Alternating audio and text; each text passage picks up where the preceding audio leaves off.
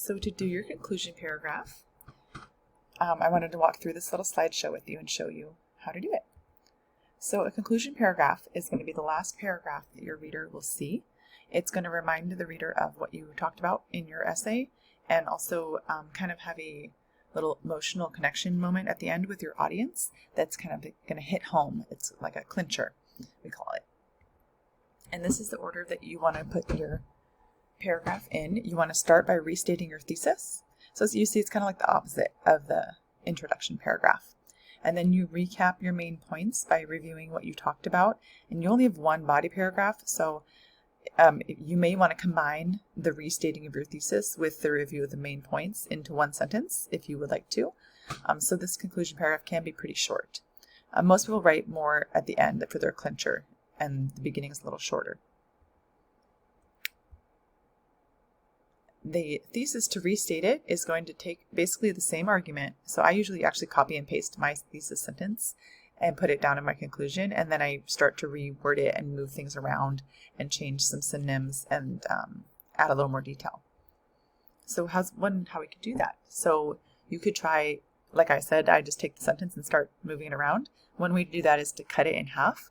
If you started with a dependent clause and used a comma, like this one, the blue is a dependent clause, and then there's a comma to show that we're about to go into an independent clause.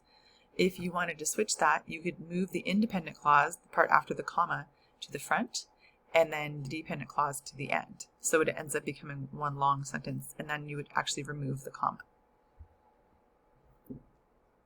The review of key information is, depending on how much you talked about in your body paragraph, you may want to review some of those points, some of those statements and that you made and proved with your quotes, and just kind of, it's like a little summary for your reader of what they learned in your essay. And the clincher is like not what they learned, but why did they learn it? So was it important for them to read this in the first place? And this is where you're allowed to break a little bit of the writing register's rules, where you can start to talk directly to your audience and say the word you or I, and start to really connect with them more. And that's okay in this section. It would remind them of like the importance of the topic overall in their lives, like this refuge idea. How can you translate that to the person who's reading it beyond just Malala? A lot of times this connects back to their grabber, which would bring your essay to this nice like full circle effect where you've kind of started with something similar that you end with. So in this sample I'm about to show you, he used like a metaphor in his intro, and then he used the same one again in the clincher to his audience kind of remembered what he did, and it helped them feel like, oh, I see what you did there, like connected to it, and that it had a nice flow and ended nice and smoothly like that.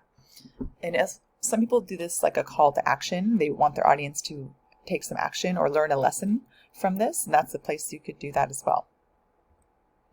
And just a little more detail, this is the same as the first triangle, but I kind of give you a little more of a summary of each one.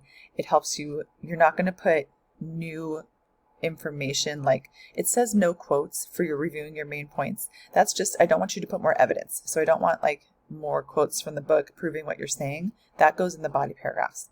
Some people use quotes in the clincher because they are trying to use the naked quote as a way to get some thoughtful closing to their essay, and they would do that more as like kind of how the grabber worked. It would just be leaving your reader thinking. It wouldn't actually be new evidence. So that's what that means by we don't want new evidence. We do, if you did use a quote, it would be part of the clincher.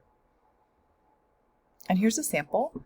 This is the one from the actual sample essay. So I'm going to go ahead and look at that document as a whole so I can show you what they did in comparison to their, let's find it here, sorry, in comparison to their intro. So here's what his essay looks like.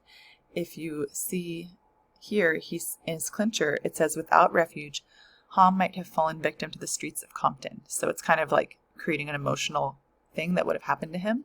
Instead, he uses his refuge to guide his life choices and inspire others, and has ultimately found light in an area of darkness. Well, this light in the area of darkness, he used that in the beginning. It's actually his title. You don't have to make a title for yours. You can leave it the same way as it is on the essay that I gave you, but you can choose to if you want to. It helps your audience more if you have that kind of connection. But he also says it in here. He says, through this tunnel of darkness, there is light, and this light is called refuge. So that is a metaphor he used in the beginning that he also used at the end in his clincher. So his audience is remembering, oh, I remember what that was, and I see what he did there. So it helps them feel like the satisfied, finished feeling to your essay. All right. Hopefully that helps you, and do a great, I hope you did I hope you're proud of yourself because you did a great job. That's what I was trying to say.